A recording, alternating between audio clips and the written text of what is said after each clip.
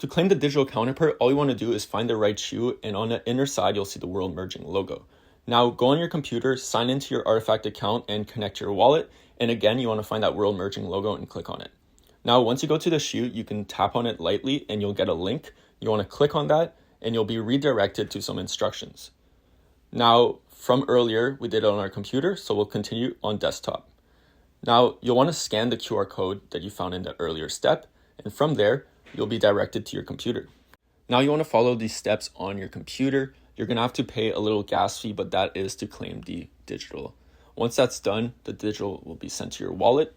And then now we're back to the authentication part. So that's the second step, as you can see, and the sneaker was authenticated. This gives you access to more information, like there's 11,394 pairs and more information about the shoe. Now that they have been linked, anyone can scan a phone to the heel of your shoe and see if it's authentic or not. So as you can see right here, again, it takes a couple seconds, but you'll see that the shoe is authenticated.